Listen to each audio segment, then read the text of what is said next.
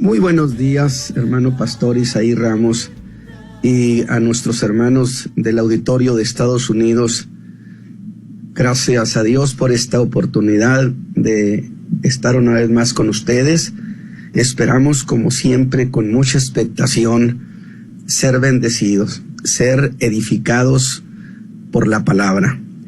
Y ustedes saben que hemos estado desarrollando una serie de enseñanzas o de mensajes sobre este capítulo precioso de 1 Corintios capítulo 13, en el que se presenta una tesis sobre lo que es el amor de Dios.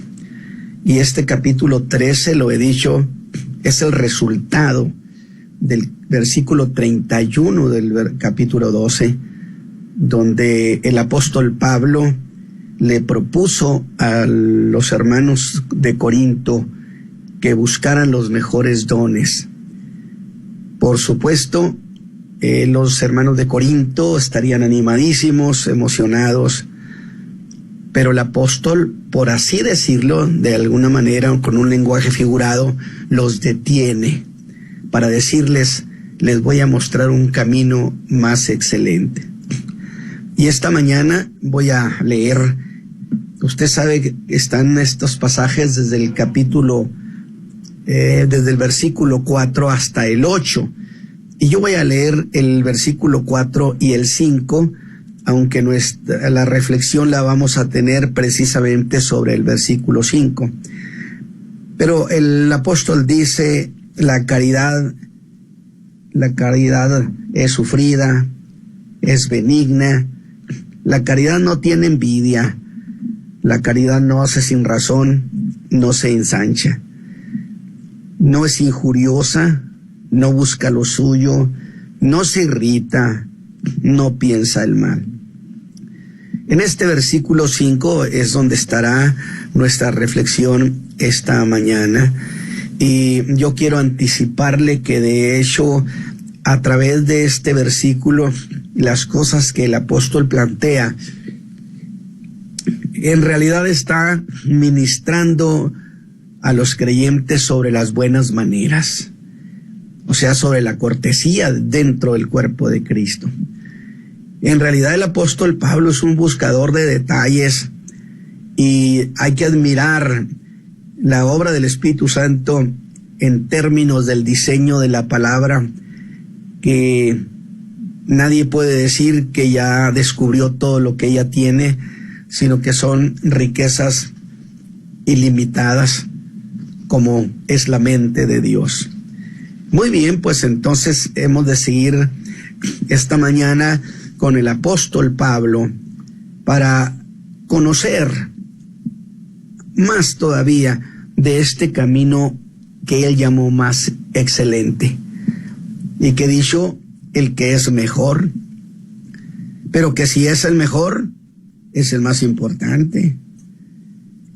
Y más importante, hemos insistido, que cualquier experiencia espiritual que algún creyente haya podido tener en todos los siglos, incluida, y me atrevo a decirlo así, incluida la experiencia del apóstol Pablo de haber ido al tercer cielo y de ahí al paraíso y oír cosas que no se pueden decir, pues con todo y eso, si el apóstol no hubiera tenido amor, ese amor, todo eso de nada hubiera servido, porque hubiera terminado, como él lo dijo, en un hombre envanecido, lleno de soberbia por la grandeza de las revelaciones. Pero volvamos al apóstol. Recién acaba de animar a los hermanos de Corinto a que busquen, y que busquen lo que él califica como los mejores dones, donde hay que entender que esa expresión de los mejores dones no es que unos dones descalifiquen a los otros, sino sencillamente los dones que son más eficientes para edificar la iglesia de Jesucristo. Entonces, él dice que busquen los mejores dones, Y no lo hace como si los dones fueran cosas de necesidad superior. Y los corintios, por supuesto, tan amadores de las manifestaciones espirituales, se dispusieron de inmediato a ocuparse en buscar tener los mejores dones. Pero dije, hablando figuradamente, el apóstol los detiene y señala hacia algún lado y les dice: mas yo os muestro un camino más excelente, un camino que es mucho mejor de los dones. Diciendo el apóstol las cosas de esta manera a la iglesia de Corinto, en realidad ha puesto lo mejor frente a lo que es mucho mejor. Los mejores dones frente a lo que es mucho mejor. Pero esto, hemos dicho, tiene una lógica. Si ese camino era mejor que lo mejor, hermanos, entonces debe ser mejor aún que la misma suma de todos los dones y de todas las experiencias espirituales. Dijimos, eso tiene una lógica, que buscar ese camino más excelente, mis hermanos, es cosa no solo de prioridad, sino, yo diría, de alta prioridad.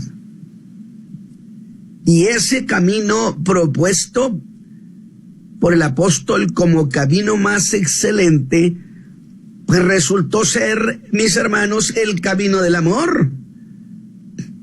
De tal manera que hemos dicho, si un creyente no tiene ese amor, no camina por la ruta por la cual se mueve el Señor Jesús y nunca podrá entonces tener un encuentro. Ahora, sobre esta del camino del amor, no podemos ser superficiales. Y escuche esto. Dije que ese camino tiene mayor trascendencia. Y digo mayor trascendencia porque el amor nunca deja de ser. Mas los dones y todo eso se han de acabar porque ya no será necesario en un momento dado. Pero el amor es eterno. Si tiene mayor trascendencia que la más excelente experiencia espiritual que cualquier creyente haya tenido jamás o que llegue a tener, atrevidamente afirmo que aún es cosa mejor, insisto, que la experiencia que tuvo el apóstol Pablo de ir al tercer cielo. Y esto es un lenguaje cifrado para nosotros. Este es un lenguaje muy vigoroso que nos dice qué tan importante es tener el amor. Entonces, obligado será saber a qué clase de amor se está refiriendo el apóstol Pablo. Y entonces dijimos que es el llamado amor ágape, donde ágape es la emoción superior, cual no hay otra igual, porque es la emoción de Dios. Y esa palabra ágape, por supuesto, supera con mucho a las demás palabras griegas que se usaban para hablar de amor. Por consecuencia, el amor ágape está en la cúspide de todas las cosas. Y el creyente que tiene ese amor se pone por encima de todas las cosas. Ahora ese amor, dije, podemos definirlo como la emoción superior. Amor que es descrito por el apóstol, mis hermanos, desde el versículo 4 hasta el versículo 8. Y yo insisto siempre en el principio de los mensajes, porque es la mejor manera de hacer un repaso. Ir marcando el alma con las enseñanzas de la Escritura. Aunque sobre eso he hecho una apreciación, que al decirnos el apóstol lo que es ese amor, no pensemos de ninguna manera que el apóstol está tratando de darnos cátedra sobre lo que es ese amor, aunque no deja de hacerlo, sino que de esa manera el apóstol quiere trazarnos el perfil, hacernos un retrato hablado de cómo ha de ser un creyente que tiene ese amor. Ese creyente que tiene ese amor tiene verdadera figura de un imitador de Cristo. Que si no tiene ese perfil, no tiene ese amor. Luego es que si no tiene ese amor, entonces nada tiene valor. Vea usted la forma como el apóstol Pablo escala las cosas y pone las piezas para que tenga sentido para nosotros. Así que no importa lo que una persona haga, si no tiene amor, no vale nada. No vale nada lo que hace. Y hasta aquí nos ha hablado de 5 cosas sobre ese amor. Nos ha dicho que el amor es sufrido, que es benigno, que no tiene envidia, que no es jactancioso y que no se envanece. Es interesante. Luego, como es ese amor, dice Pablo, así ha de ser el creyente que lo tiene. Aunque debo precisar también, no que le conviene tenerlo, para que no lo pongamos en el terreno de las conveniencias, ni de las alternativas. No que le conviene tenerlo, sino que debe tenerlo. Y si lo debe tener, es que sí se puede tener. Y que es exigencia de la palabra de Dios que lo tenga. No es opcional. Cosas de las que habló el apóstol, acuérdese usted, a la manera de ponernos 3 casos que llamé casos hipotéticos, donde había 3 diferentes, vamos a llamar grupo de creyentes, aunque hable en singular, voy a llamarlo grupos de creyentes, que hacían maravillas. Sin embargo, sin inmutarse, el apóstol los descalificó y los dejó en 0. Porque no tenían amor, dijo. Y así es como hemos venido desarrollando esta idea de lo que es el amor de Dios. Así que, mis hermanos, ahora nos vamos a disponer a entrar al territorio de este versículo 5. Y en este caso, como siempre, por cierto, usaré la Biblia Reina Valera versión antigua, que yo sigo insistiendo es la reina de las Biblias, en la cual usa la palabra caridad para decirnos lo que el amor no es, la caridad no es esto, o la caridad es esto. Esta palabra caridad, que es igual, por supuesto, a la palabra amor. Ahora dice que la caridad no es injuriosa.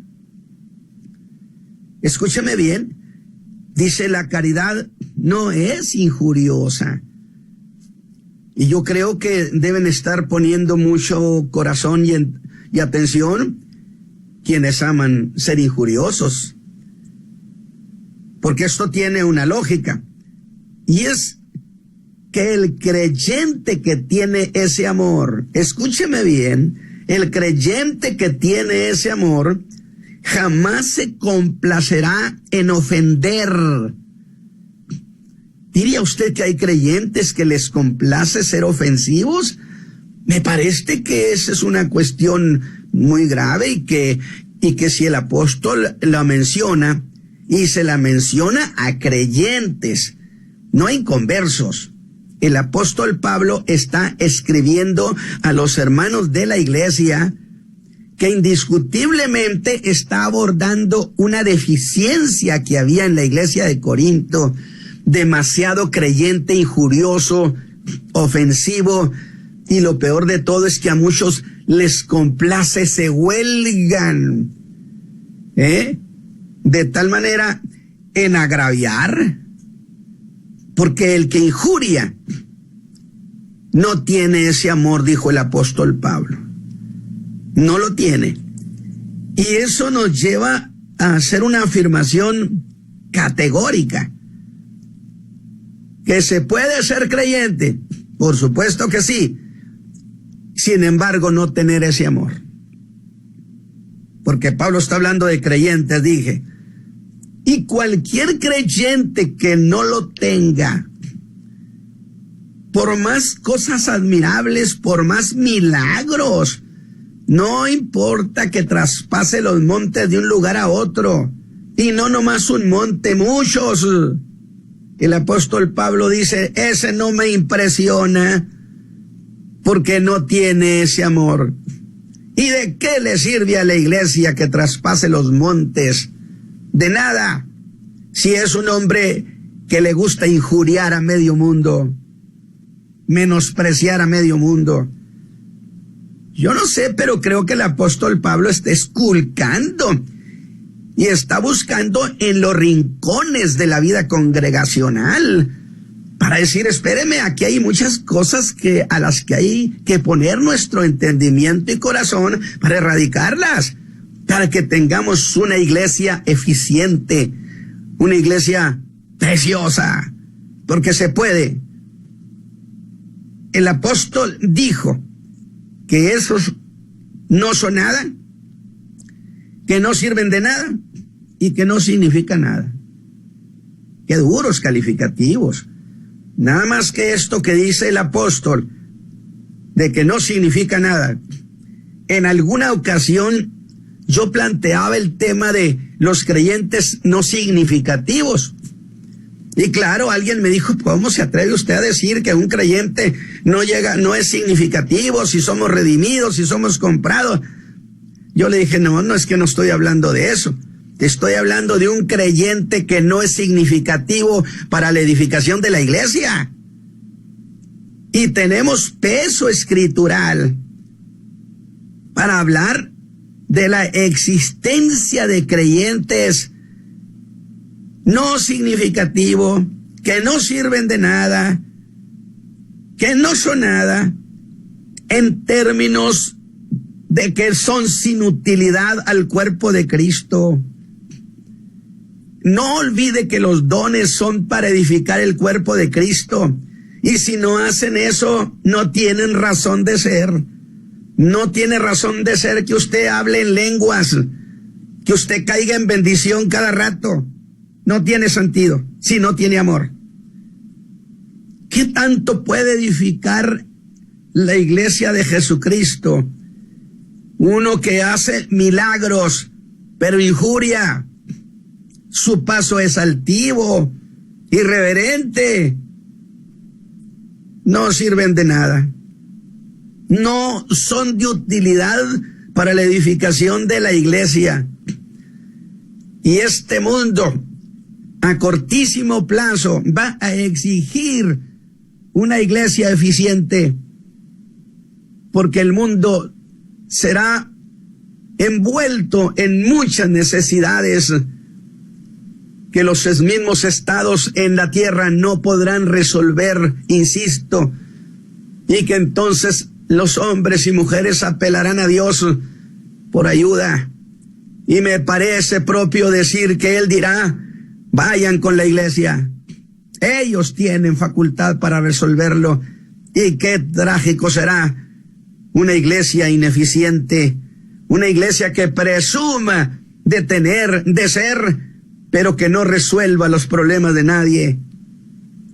No sirven de nada, pues las manifestaciones espirituales se dan en la iglesia con ese propósito, construirla.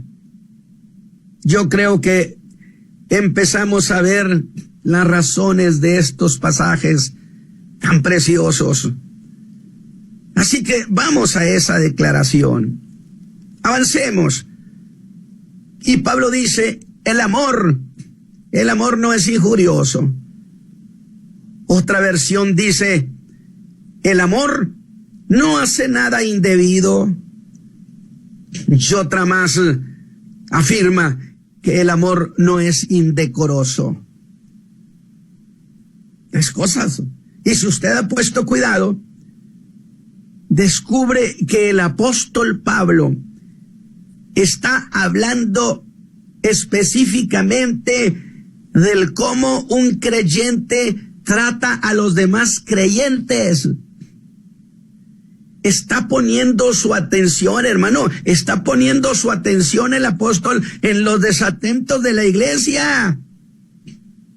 No hay de eso. Bueno, quizá esté yo en un error. Está poniendo su mirada en los irrespetuosos de la iglesia. Esos de nada sirven. De allí que signifique no dar el respeto debido. O lo que es igual, dice, significa ser atrevido, insolente y grosero. ¿Diría usted que hay en la iglesia creyentes atrevidos, insolentes y groseros? Me parece que estamos muy, como dijera, muy socorridos con esos creyentes. ¿Diría usted que hay muchos así? Y si eso se da solo en quienes no hay ese amor, le voy a decir algo. Mucho creyente grosero y altanero y torpe para hablar con los demás hermanos, se habrá de querer justificar diciendo, no, lo que pasa es que yo soy muy claridoso. ¿Sí ha oído eso? Que se justifiquen diciendo, no, hermano Isaí, lo que pasa es que yo soy muy claridoso. Confundiendo, porque algunos, hablando con aspereza, quieren demostrar santidad, pero la santidad no tiene nada que ver con ese grosero. ¿Qué le parece? El apóstol Pablo realmente está esculcando por todas partes para decir, miren, aquí está esto. Y lo dicen a manera de justificación. Yo le voy a decir algo, no les crea esa historia, no se las crea. Lo cierto es que no tienen ese amor de Dios.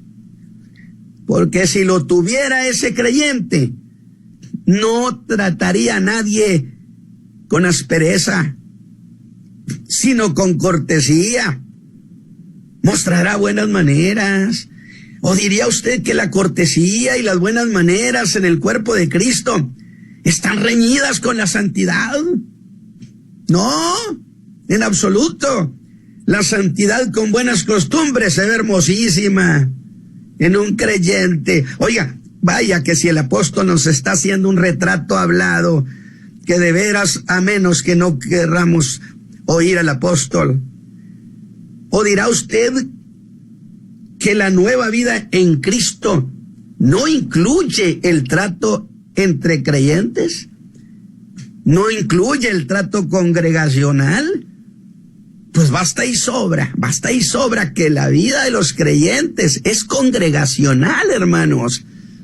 Estamos en medio de los demás hijos de Dios, a los cuales hay que animar unos a otros, orar unos por otros, ¿sí? De tal manera que eso implica también buenas maneras. En griego significa, oiga, espéreme, de veras que esta mañana, en la palabra, en ese griego que se escribió, está desatada y desbordada, y dice que significa también ser falto de elegancia. Santo Dios, ese creyente falto de elegancia, que sería igual a que el griego nos dijera, no, hermanos, no le den vueltas, es un torpe para hablar. Y que no solo eso, porque usted no tiene que ser torpe para fijar posturas, para reprender, para exigir al creyente que se anime o que corrija el camino. Sino que el griego dice, el que hace las cosas así, es no tener forma. ¿Y es otra acepción? Pues si lo que no tiene forma, hermano Pablo, pues usted me está diciendo que es deforme. Y que si a eso le damos sentido, sería que es lo mismo que alguno hable sin sentido. Es decir, creyentes que hablan por hablar. ¿O no dice la Escritura en Colosenses 4:6? Sea vuestra palabra siempre con gracia, sazonada con sal. Sí que lo dice. Y el que es así injurioso dice, bueno, pero es que la Escritura norma nuestros criterios. ¿Y qué es eso? Pues que tenga buen sabor, que hable con sabor. No se dice, y no hemos oído por muchas veces y tiempo la expresión, me dejó con un amargo sabor de boca. Hay creyentes que dejan a los demás con un amargo sabor de boca y sabor de alma. También dice la palabra, ninguna palabra torpe salga de vuestra boca. ¿Qué le parece? Esta mañana creo que estamos tocando asuntos muy importantes, pero quiero volver a la versión que dice, la caridad no es injuriosa. Y entonces tenemos que preguntar, pero ¿qué cosa es eso de injuriar?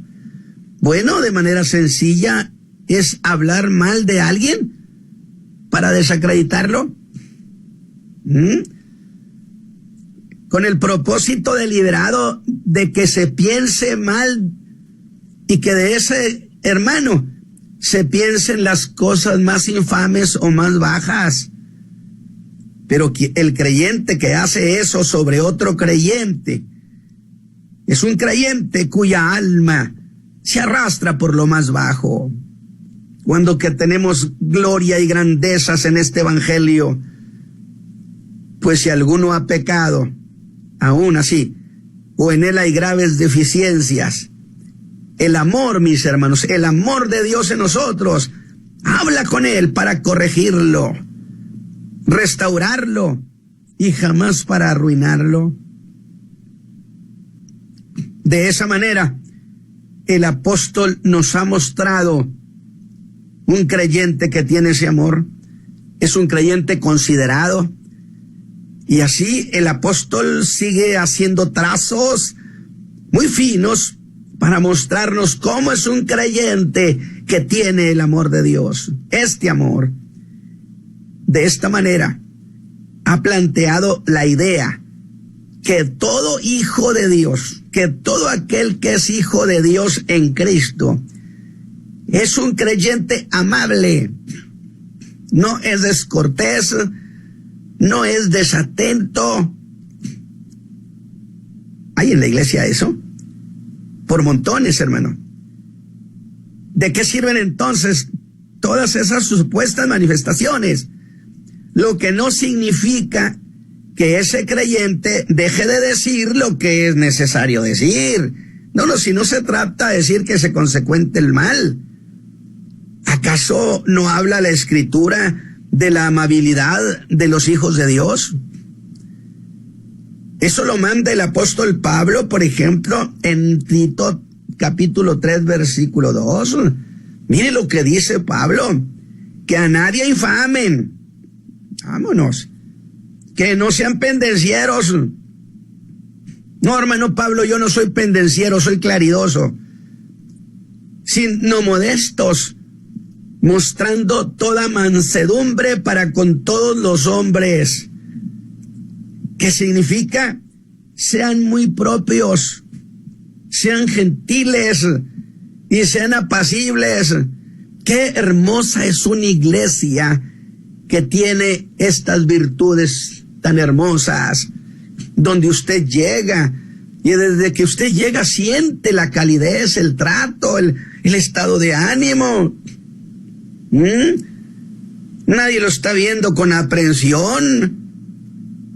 De hecho, mis hermanos, escúcheme bien, de esta manera, insisto, el apóstol ha abordado la cuestión de las buenas maneras en la iglesia de Jesucristo. Somos una congregación. Nuestra vida es congregacional. Allí envía Jehová bendición y vida eterna. Este hombre, Pablo, avanza y nos habla de la generosidad, que además de ser amable, fíjese bien, ha de ser generoso. Pues dice, el amor no busca lo suyo. Y digo yo, ¿no busca lo suyo?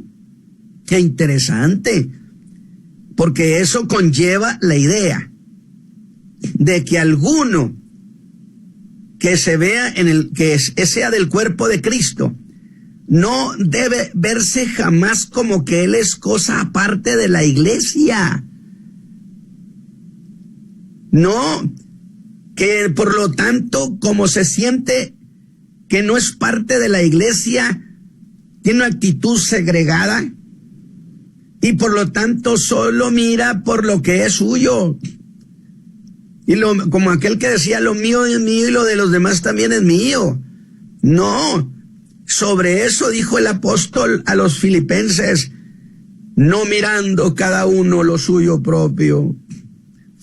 Es decir, dijo Pablo, ¿quién no siente y yo no siento, no me duelo? ¿Quién sufre y yo no sufro? Eso es una solidaridad moral y espiritual entre creyentes. No mirando cada uno lo suyo propio. Aunque no se puede negar que mirar por lo suyo, por lo propio, es un derecho, pero no es propio para la vida comunitaria y solidaria de la iglesia. Porque Pablo está hablando de la vida comunitaria, de la vida solidaria.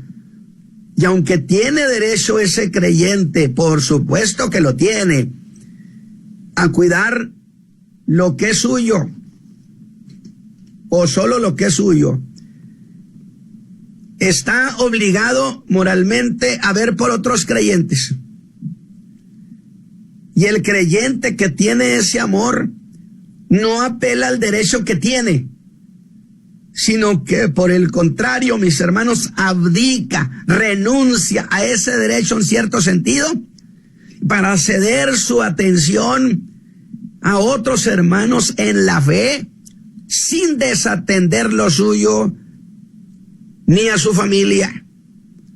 Porque ser generoso en la fe no significa que ha de desatender su propio bienestar.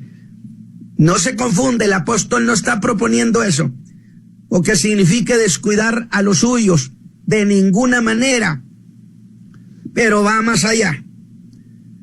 Significa también no tener por costumbre imponer sus opiniones. Válgame Dios.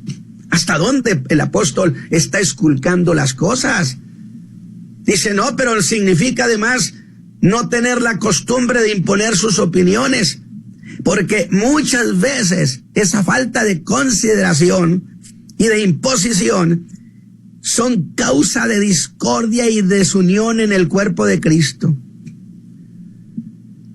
Debo decir que me sorprende el apóstol, y me sorprende con tantos detalles finos contenidos en sus enseñanzas, y que tienen una ruta. ¿Sabe cuál es, mi hermano?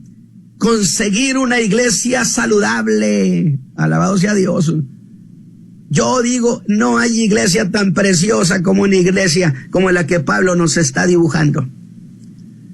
Eso sería, cuiden hermanos No aferrarse a imponer su propia opinión si eso daña la vida de la iglesia.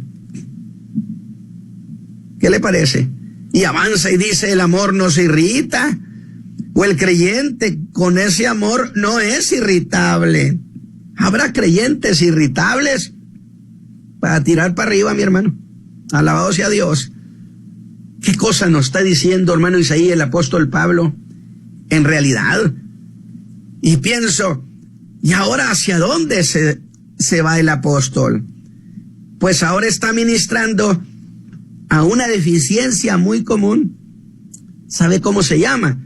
La susceptibilidad. Y ahora ve a los hermanos susceptibles.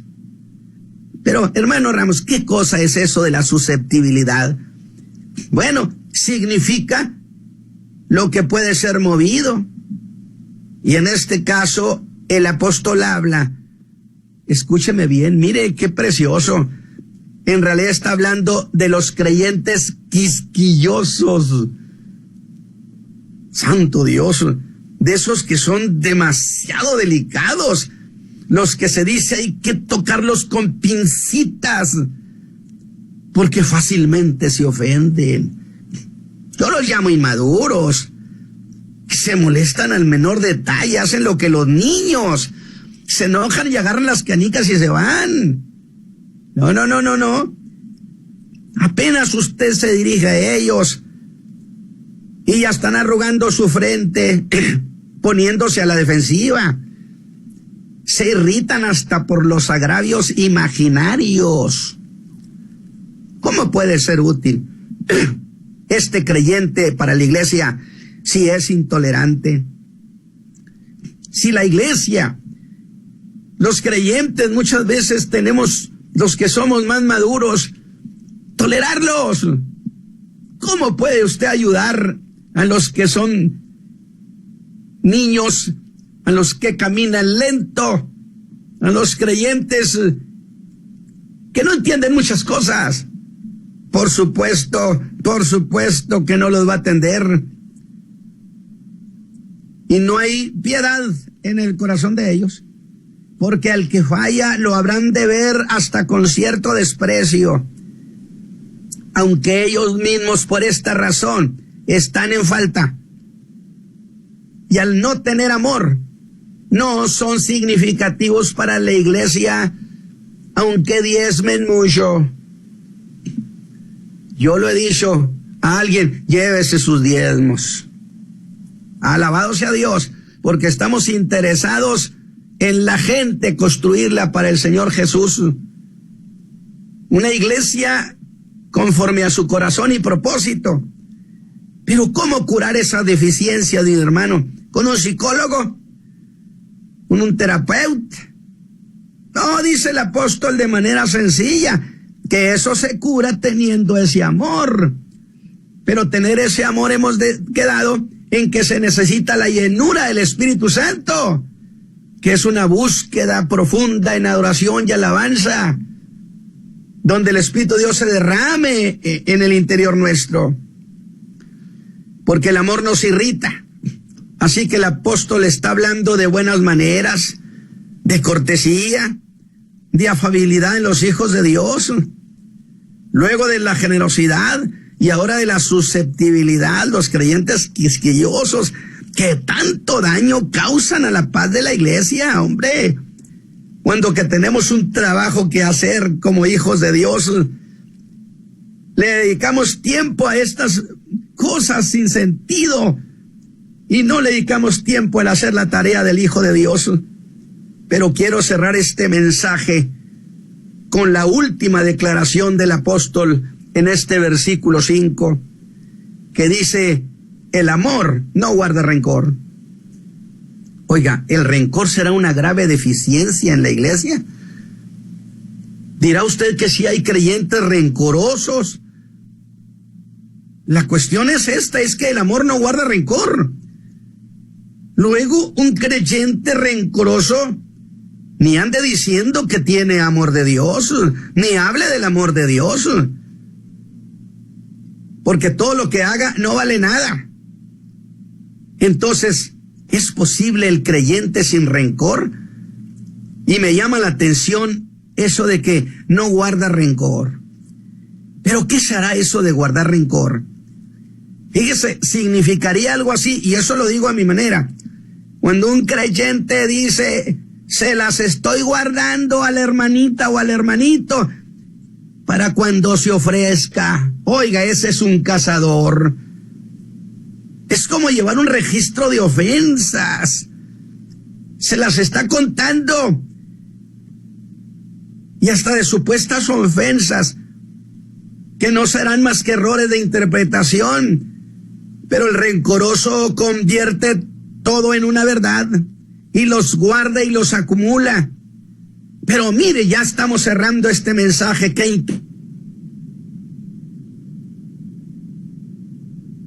Aquí la escritura en origen eran usadas para hablar de lo que se vuelve rancio. Santo Dios, ¿verdad que sí hablamos de rancios rencores? Cuando los conflictos se dice eso, no son más que producto de viejos y rancios rencores. Pero además, mire lo que significaba, hermano pastor, un olor desagradable como la comida que se echa a perder.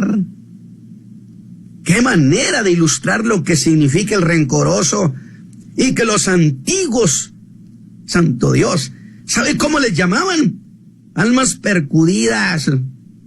Oiga, qué calificativos. Almas percudidas a los que tenían esos rancios y viejos rencores, porque son resentimientos que no sanan. Quite Cristo de nuestro corazón, se derrame el Espíritu Santo en nosotros.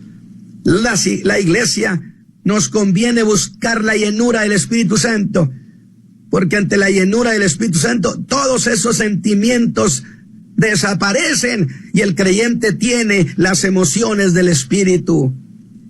Y en ese sentido figurado lo usaban para decir, hermano Isaí, lo que estaba podrido, que era desagradable, insoportable. Eso también lo cura el amor ágape, por más rancio que esté. El odio, por más rancio que esté, no superará jamás la emoción superior del amor, porque eso es lo que le vimos hacer al Señor Jesús, que vino en medio de un mundo enemigo para luego amistarnos con Dios con su muerte. Y se dice, ¿sabe por qué? En el creyente que tiene ese amor no se logran los rancios rencores, pues porque el amor no acredita las ofensas, no lleva una lista donde se las estoy contando, se las estoy computando, y el día que se ofrezca se las voy a decir todas juntas.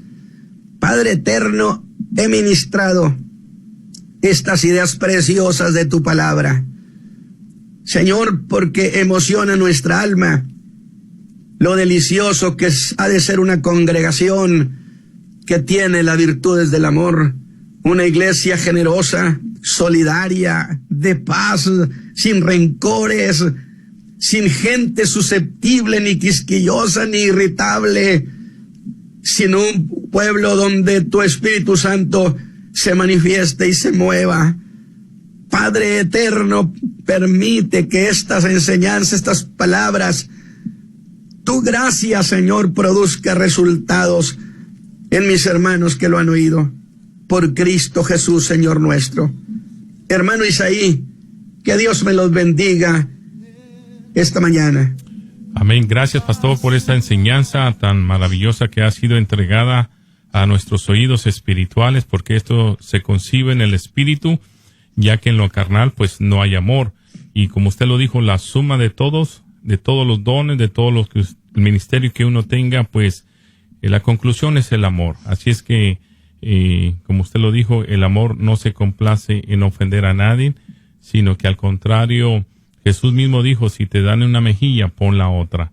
Ese es el amor que Dios manifiesta a través de nuestros oídos el día de hoy. Le agradecemos, pastor. Yo no sé si alguien quiera llamar. Tenemos escasamente 3 minutitos para que usted nos llame y pueda manifestar lo que ha sentido esta mañana. 704-831-2465. El amor todo lo puede, el amor, como lo dice también, todo lo sufre, y eso es lo que necesitamos como creyentes.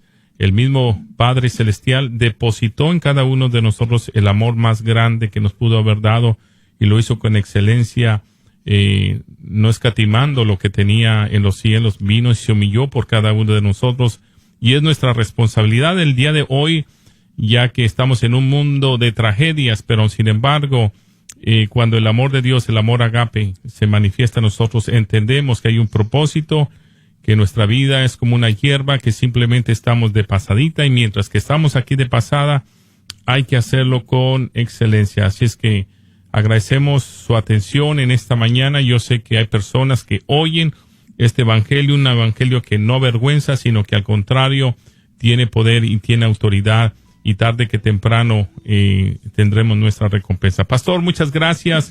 Será hasta el día viernes.